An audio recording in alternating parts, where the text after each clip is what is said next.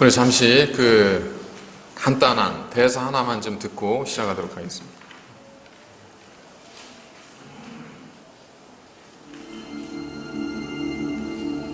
언제 홍시라 생각하느냐? 저는 제 입에서 고기를 씹을 때 홍시 맛이 났는데 어찌 홍시라 생각했느냐 하시면 그냥 홍시 맛이 나서 홍시라 생각한 것이었는데. 그럼 네가 그 땀이 있어. 그렇지. 홍시가 들어있어. 홍시 맛이 나는 생각을 안 하네라. 내가 어리석었다. 드라마 보는 시간이 아니니까 그럼 거기에 집중하지 마시고 제가 대사라고 말씀드렸죠. 대사. 그죠? 2003년에 방영된 대장금이라고 하는 드라마의 초반부에 나오는 대화의 내용입니다. 상궁이 이제 죽순채를 그 생각씨들에게 이렇게 맛보게 하면서 무슨 양념이 들어간 것 같으냐 묻는 거죠. 근데 거기에서 금영이라고 하는 똑똑한 아이가 쭉 1부터 10까지 쫙 나열을 하죠. 그때 대장금, 장금이가 이제 맛을 보고 나서 했던 대사가 이 대사입니다. 홍시 맛이 나서 홍시라고 했는데 왜 홍시 맛이 났냐고 하면 홍시 맛이 나서 그랬는데 참 그때 기억에 남는 그런 대사였죠. 이 장금이에게 그 상궁의 질문은 참 어려운 질문입니다. 왜냐하면 홍시 맛이 나는데 왜 홍시 맛이 나냐고 물어보니까 할 말이 없는 겁니다. 그러나 그 당연한 걸 물어봤던 상궁은 어떤 의도를 분명히 가지고 물어봤지 않았겠습니까? 오늘의 말씀 속에 보면 예수님께서 사람들에게 뭐라고 질문을 하시냐면 어찌하여 사람들이 그리스도를 다윗의 자손이라 하느냐? 여러분, 왜 사람들이 그리스도를 다윗의 자손이라고 했을까요? 예? 예, 다윗의 자손이라 했는데 왜 다윗의 자손이라 물으시면 다윗의 자손이라 그리 했는데 그죠? 자, 우리가 왜 다윗의 자손이라고 생각을 하냐면 이미 구약의 예언자들을 통해서 그런 예언의 말씀이 주어졌기 때문입니다. 그래서 이사야 선지자나 미가 선지자나 구약의 선지자들이 이미 우리에게 하나님의 백성들에게 다윗의 자손 중에 왕이 날 것임을 예언하셨습니다. 그래서 마태복음 1장 1절도 보면 어떻게 마태복음 1장 1절이 시작이 되냐면 아브라함과 다윗의 자손의 계보라는 말로 이제 예수님의 족보, 아담에서 또 이어지는 족보가 계속이 되어지지 않습니까? 분명히 거기에서도 다윗의 자손 예수라고 하는 분명한 언급이 나와 있습니다. 그럼에도 불구하고 이 질문을 예수님께서 그 당시에 사람들에게 던졌던 데는 분명한 어떤 이유가 있었기 때문이지 않겠습니까? 그 사람들, 질문을 받은 사람들이 누구였는가? 오늘 본문에는 누구였는지가 구체적으로 언급되지 않는데 병행구인 마태복음 22장 41절에 보면 거기에 그들이 누구인지를 언급하고 있습니다. 거기에 보면 예수님께서 바리새인들에게 물으셨다는 것을 말씀하고 있습니다. 또 다른 병행구인 마가복음 12장 35절에도 보면 거기에는 예수님께서 서기관들에게 이르시되 라고 말씀하고 있어요. 그러니까 예수님께서 누구를 향해 질문을 던지셨냐면 바리새인과 서기관들을 향해서 이 질문을 던진 겁니다. 오늘 본문도 보면 사람들이 어찌하여 라고는 말하지만 그 이 다음에 나오는 그런 주님의 말씀을 보면 서기관들에 대한 외식하는 모습을 경계하시는 말씀이 나오지 않습니까? 그러니까 이 전체적인 이 맥락을 쭉 살펴보면 주님께서 이 질문을 던지신 것은 서기관들의 모습, 바리새인들의 모습, 그 모습에 대해 주님께서 무언가 말씀하시기 위함이라는 겁니다. 근데 마태복음 23장에 보면 화 있을진저로 시작되어진 주님의 책망이 13개에 걸쳐 쭉 나오는데 거기에 보면 화 있을진저 외식하는 서기관과 바리새인들이요 라고 말씀합니다. 그러니까 이 성경의 전체적인 맥락 속에서 오늘 말씀을 이해를 해보면 주님께서는 외식하고 있는 사람, 외식적인 삶을 살고 있는 사람들에게 오늘의 질문을 던진 겁니다. 외식한다는 건 뭐겠어요? 외식은 겉과 속이 다른 거죠. 속은 그렇지 않은데 겉이 그런 것처럼 보이는 겁니다. 그런 채 하는 겁니다. 그래서 속은 그렇지 않지만 사람들에게 높임을 받고 싶어하고 존경을 받고 싶어하고 인정을 받고 싶어하고, 그래서 시장에서 높은 자리에 앉고 사람들이 많은 곳에서 내가 행한 선을 나열하고 크게 기도하고, 이 모습이 주님 보시기에는 외식하는 사람들의 모습이었던 겁니다. 그들에게 주님께서 오늘의 말씀을 던진 거예요. 왜 그렇게 외식하는 사람들이 그리스도를 다윗의 자손이라고 하느냐? 왜 메시아를 다윗의 자손이라고 하느냐? 이렇게 질문을 던진 거거든요. 사람들은 왜 메시아를 다윗의 자손이라고 생각을 했을까? 거기에는 두 가지 이유가 있습니다. 첫 번째는 뭐냐면 말씀드린 것처럼 구약의 예언자들이 그렇게 하나님의 말씀을 예언을 했습니다. 두 번째, 그들의 고대하는 메시아 사상은 어떤 것이었냐면 다윗 왕의 그 영광스럽고 정말 대단했던 그 다윗 왕국, 그 왕국이 이제 이방인들의 손에서 완전히 다 파괴되었지 않습니까? 그 다윗 왕국의 영광이 사라져 버렸잖아요.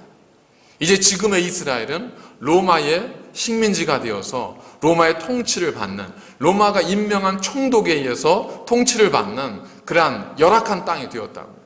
그러다 보니까 유대인들, 특별히 하나님 말씀을 연구한다고 하는 사람들이 어떤 메시아 사상을 사람들에게 증거했냐면 메시아는 다윗의 자손이다.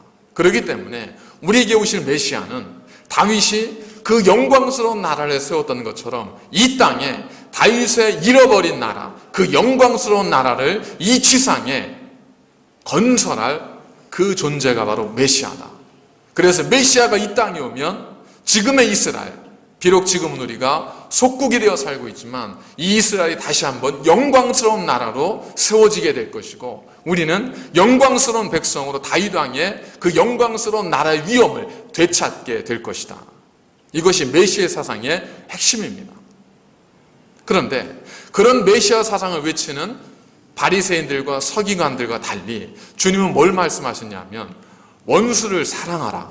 뭐에서 걸려요? 메시아가 오면 우리 원수들은 어떻게 돼야 돼요? 메시아가 오시면 우리 원수들은 다 굴복하게 되고 우리 그들 위에 군림해서 영광스러운 나라를 세워야 되는데 주님은 오셔서 원수를 사랑하라 라고 말씀하는 거예요. 이거는 그들이 가지고 있는 메시아 사상에 비하면 이거 말이 안 되는 거예요. 그들을 굴복시켜야 되는데 그들을 사랑하라니. 복음은 우리 유대인들만 위한 것인데, 택함받은 선민들만을 위한 것인데 주님은 오셔서 그 복음이 온 나라와 온 민족과 백성들에게도 선포되어져야 된다고 하니까 이건 서기관과 바리새인, 특별히 메시아 사상을 가르치고 증거하는 사람들 입장에서는 받아들일 수가 없는 거죠. 그렇기 때문에 주님은, 예수 그리스도는, 다시 말하면 예수님은 메시아가 될 수 없는 겁니다. 그런데 그게 어디에서 왔어요? 그들의 사상이 성경에서 왔어요. 성경에서 온 메시아 사상을 가지고 그들은 지금 뭘 하고 있는 거냐면 성경의 말씀, 약속의 완성으로 오신 실제적 예수 그리스도를 부인하고 있는 거예요. 모순된 삶이죠. 그래서 주님께서 그들에게 오늘 이 질문을 던지는 거예요. 너희들이 말씀을 통해서 메시아를 외치는데 그 메시아가 왜 다윗의 자손이냐? 어째 다윗의 자손이냐? 주님께서 다윗의 말을 인용합니다. 다윗이 한 말이 있다 하면서 시편 110편의 말씀을 인용하시는데 어떤 말씀이냐면 어디예요? 시편 110편에 보면 주께서 내 주께 이르시되 내가 내 원수를 내 발등삼으로 삼을 때까지 내 우편에 앉았으라 하셨도다. 이게 누구의 고백이었냐면 다윗의 고백이었었거든요. 다윗이 뭐라고 뵌 거냐면 주께서 내 주께 이르시되, 여기서 첫 번째 나오는 주는 누구냐면 여호와 하나님, 두 번째 나오는 주는 그분이 바로 예수란 이름은 나중에 주어진 거기 때문에 그분이 바로 성자 그리스도가 되는 거죠. 그래서 다윗 왕, 너희들이 고백하는 다윗 왕이 뭐라고 고백했는 줄 아냐? 여호와께서 그리스도께 이르시기를, 근데 그리스도가 누구라는 거야? 다윗에게 내 주께 이르시기를이에요. 그렇다면 어떻게 다윗이 내 주라고 고백한 사람이 다윗의 자손이 될 수 있겠느냐?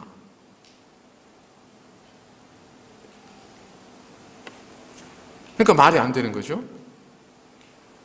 자, 그런데 주님은 그것을 말이 안 된다라고 말씀하시고자 하는 것이 아니라 거기에 가지고 있는 메시아가 가지고 있는 이 양면성, 이 부분을 지금 말씀하고 있는 겁니다.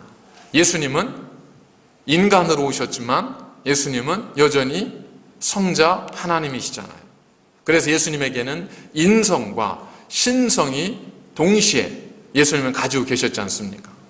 그런데 유대인들, 특별히 성경을 연구하고 가르치는 사람들에게 있어서 메시아는 어떤 분이어야 해요? 온 인류를 구원할 신성을 가진 메시아가 되면 불편해져요. 뭐가 돼야 돼요? 인간의 몸, 누구의 몸? 다윗의 혈통을 통해서, 다윗의 혈족을 통해서 그 민족성을 간직한 채 오신 예수 그리스도. 그래서 이 민족에 하나가 되어지고 민족과 동질성을 가지고 이 민족을 로마로부터 구원할 메시아, 그분이 그들의 메시아여야 되는 거예요. 그러다 보니까 뭐가 약화되어져요? 온 인류의 죄를 대신해 오신 예수 그리스도, 그분의 신성과 하나님의 아들로서의 그 모습이 유대인들과 서기관, 바리새인들의 그들의 생각 속에서는 그러한 모습은 부정되어지거나 혹은 그러한 모습은 굉장히 약화되어질 수밖에 없다는 겁니다. 그래서 그들은 우리를 구원할, 우리를 이스라엘을 회복시킬 메시아만을 구했지 온 인류를 구원하고 죄를 대속해 줄 메시아를 그들은 원하지도 않았고 그러한 것을 받아들이지도 않았습니다. 그러다 보니까 그들은 자꾸 예수님에게 뭘 질문을 해요? 당신이 도대체 무슨 권위로 이런 말을 하냐? 당신은 어떤 권위를 가졌기에 이런 일을 행하냐? 계속 예수님께 질문하고 예수님께 찾아오지 않습니까? 뭐 때문에 그래요? 주님을 메시아로 인정할 수 없는 거예요. 그런 그들에 대해서 주님께서 이 말씀을 던지신 거예요. 너희들이 왜 그리스도가 다윗의 자손이라고 생각하니? 그리스도는 다윗의 자손일 뿐만 아니라 그리스도는 또한 하나님의 아들이다. 너희가 왜 그리스도 하나님의 아들이라는 사실을 너희가 왜 인정하지 않느냐? 이 이야기입니다. 이 양면성이 있는데 왜 한쪽만을 가지고 너희들이 강조하고 있느냐? 이 이야기를 주님께서는 오늘 우리에게 던지고 있다는 겁니다. 로마서 1장 3절에도 보면 바울을 이렇게 말합니다. 그의 아들에 관하여 말하면 육신으로는 다윗의 혈통에서 나셨고 성결의 영으로는 죽은 자들 가운데서 부활하사 능력으로 하나님의 아들로 선포되셨으니. 그러니까 육신으로 예수 그리스도는 다윗의 자손이 맞아요. 그러나 그것만이 아니라는 겁니다. 예수 그리스도는 다윗의 자손일 뿐만 아니라 하나님의 아들이에요. 그런데 이 땅에 인간의 고통을 대변하기 위한, 우리 모든 아픔을 아시기 위해서 오시기 위해서 주님께서 육신의 몸을 입으셨기 때문에 어쩔 수 없이 다윗의 혈통을 통해서 오셨지만 주님은 그렇다고 해서 그 인간 혈통에 국한되는 분이 아니라는 겁니다. 그런데 서기관과 바리새인들은 거기에 국한시키는 것이 자꾸. 그래야 나의 메시아가 되고 나의 그리스도가 되잖아요.